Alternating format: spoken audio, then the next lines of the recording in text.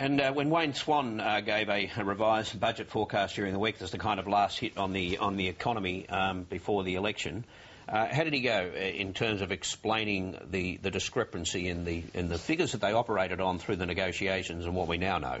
Well, I thought he was lucky to leave the press conference room in one piece. I think he actually got off reasonably lightly, because what he was doing was saying, all this stuff that Treasury gave me 8 weeks ago, well, that's a load of nonsense. It's actually this. I mean, it's not a very good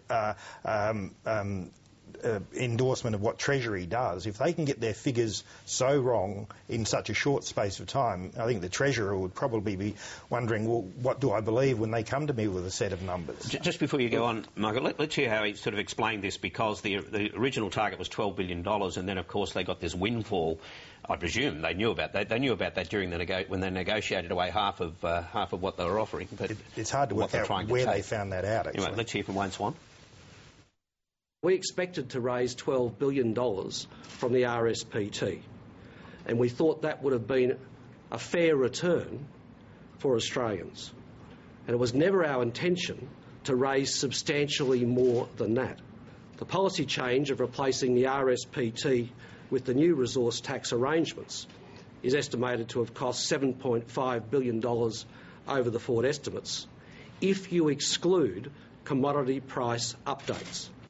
Is that clear enough for you? Yeah, well, I think what this shows, in fact, the Treasury, this is very dodgy sort of budget politics that Swan's engaging in here, but it's quite a modest change to the thing that's driving the budget, which is commodity prices, iron ore and coal prices, and the terms of trade. They said the terms of trade is going to rise by, instead of rising by about 14%, it's going to rise about 17%.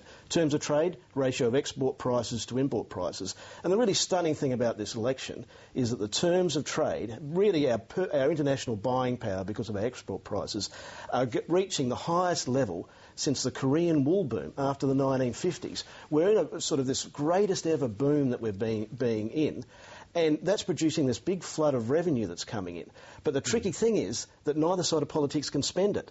We've got a flood of revenue and income coming into the Australian economy. The Australian national income is going to rise by about $120 billion this year, but they can't spend it because Peter Costello and John Howard spent it before the boom, and Kevin Rudd and Wayne Swan and Julia Gillard spent it during the GFC. We've got to get the budget back into surplus. So this is their dilemma. It's also a bit concerning, isn't it, though, that if in 8 weeks the budget, the earnings from that tax can change by that much, but the government's absolutely committed to spending all of that $10.5 billion, and that's already factored into the budget. I mean, what if it changes again in the other direction? I think it does. You're absolutely right. It shows that much more than most of the Australian people and most of the politicians are letting on, the Australian economy, Australia's now become a bit of a southern province of China, and that our economy and our budget and all our way of life is really very, very tightly tied in to the success of China and how high iron ore prices and coal prices are. If they fall off, if you get an interruption to that, you're in big trouble.